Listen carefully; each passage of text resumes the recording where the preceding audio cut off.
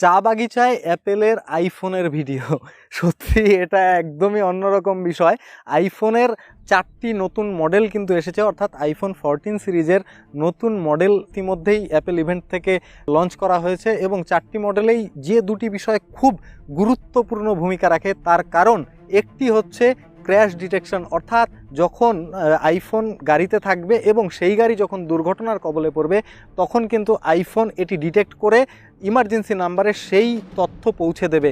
আরেকটি বিষয় হচ্ছে যখন কোনো একটা সমস্যায় পড়েন তখন হয় মোবাইলের রিচার্জ শেষ হয়ে যায়, অন্যথায় মোবাইলে নেটওয়ার্কই থাকে না। সুবিধা তা কিন্তু অনেকটাই কার্যকর হবে বলে মনে করা হচ্ছে। তবে ভারতে এই সুবিধা এখনও পাওয়া যাবে না। তবুও একটু ছোট করে জানিয়ে রাখি যে স্যাটেলাইটের মাধ্যমে যেখানে জরুরি ভিত্তিক যে সমস্ত নাম্বার, এই মেসেজ অ্যাপেলের ব্যবহারকারীরা কিন্তু পৌঁছে দিতে পারবেন।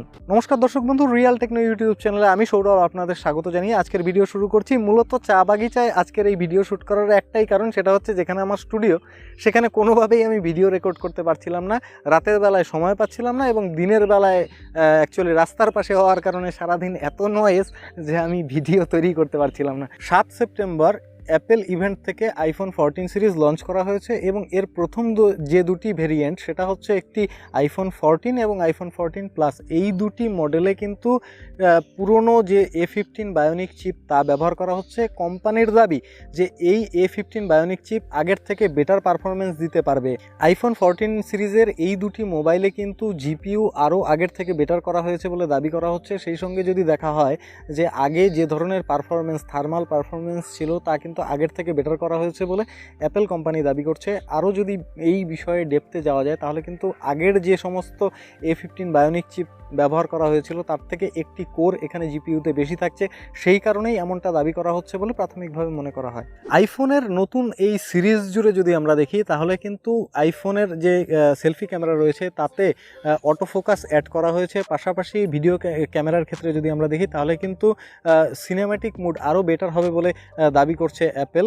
তাদের দাবি যে আইফোন ব্যবহারকারীরা আরও বেটার পারফরমেন্স পাবে ভিডিও রেকর্ডিংয়ের ক্ষেত্রে, আরও স্মুথ এক্সপিরিয়েন্স হবে তাদের। সেই সাথে ক্যামেরায় লো লাইট পারফরমেন্স আগের থেকে অনেকটা ভালো হবে বলে মনে করা হচ্ছে। তবে আসলেই কি হয় তা কিন্তু ফোন হাতে পাওয়ার পরেই আরও স্পষ্ট হয়ে যাবে। আইফোন 14 এবং আইফোন 14 প্লাস এই দুটি মোবাইলে যদি দেখা হয় তাহলে কিন্তু 60 হার্টজ রিফ্রেশ রেটওয়ালা স্ক্রিন ব্যবহার করা হচ্ছে। আইফোন 14 যদি আমরা দেখি তাহলে 6.1 ইঞ্চ ডিসপ্লে থাকছে এবং আইফোন 14 প্রোতে যদি আমরা দেখি সেই ক্ষেত্রে কিন্তু 6.1 ইঞ্চ ডিসপ্লে থাকছে। সেই জায়গায় একটু বড় স্ক্রিনওয়ালা দুটি ফোন কিন্তু অ্যাপেল এবারের নতুন সিরিজে অ্যাড করেছে। আইফোন 14 প্লাস এবং আইফোন 14 প্রো ম্যাক্স এই দুটিতে 6.7 ইঞ্চ ডিসপ্লে ব্যবহার করা হয়েছে। তবে প্রথম যে দুটি ভেরিয়েন্ট অর্থাৎ আইফোন 14 এবং আইফোন 14 প্লাস এই দুটি মোবাইলে কিন্তু যে রিফ্রেশ রেট থাকবে তা কিন্তু 60 হার্টজই থাকবে এবং আইফোন 14 প্রো এবং আইফোন 14 প্রো ম্যাক্স এই দুটিতেই যদি আমরা দেখি তাহলে কিন্তু হায়ার রিফ্রেশ রেট থাকবে, অর্থাৎ 1 থেকে শুরু করে 120 হার্টজ পর্যন্ত এই রিফ্রেশ রেট ভ্যারি করতে পারে। এতে ব্যাটারি পারফরমেন্স আরও বেটার হবে বলে অ্যাপেল দাবি করছে।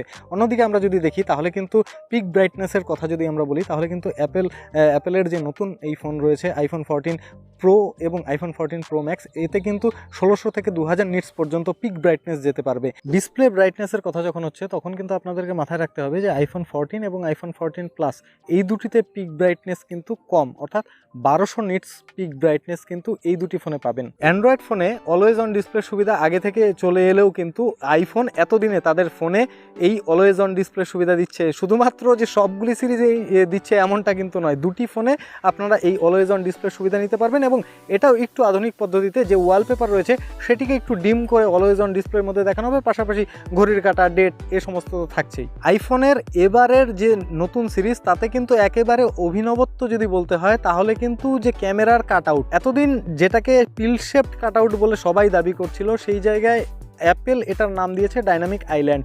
এই ডাইনামিক আইল্যান্ড আর কিছুই নয়, শুধুমাত্র একটা অ্যানিমেশনের মাধ্যমে ক্যামেরা কাটআউটটাকে ঢাকার চেষ্টা করেছে অ্যাপেল এবং এটা যথেষ্ট চর্চিত একটি বিষয় হয়ে উঠেছে। এবং ডাইনামিক আইল্যান্ড মানুষের ব্যবহারের যে এক্সপিরিয়েন্স, মোবাইল ফোন ব্যবহারের যে এক্সপিরিয়েন্স সেটাকে আরও উন্নত করবে বলে অ্যাপেল দাবি করেছে।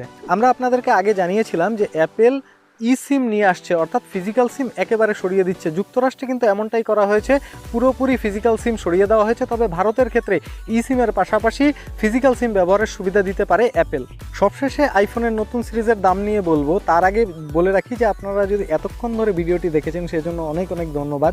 যদি ভিডিওটি ভালো লাগে একটি লাইক করতে পারেন, সেই সঙ্গে বন্ধুদের সঙ্গে শেয়ার করতে পারেন, আপনার কি মতামত কমেন্টে জানাতে পারেন। ভারতীয় বাজারে আইফোন 14-এর দাম মোটামুটি 80,000 টাকার কাছাকাছি হবে এবং 90,000 টাকা দাম হবে আইফোন 14 প্লাসের, এবং 1,30,000 টাকা দিতে হতে পারে আইফোন 14 প্রো এর জন্য, এবং 1,40,000 টাকা আইফোন 14 প্রো ম্যাক্সের জন্য দিতে হতে পারে। আইফোন 14-এর নতুন সিরিজ এবং আমাদের এই চা বাগিচায় ভিডিও শ্যুট, সেটা আপনাদের কেমন লাগলো সেটা একবার কমেন্ট করে আমাদের জানাবেন।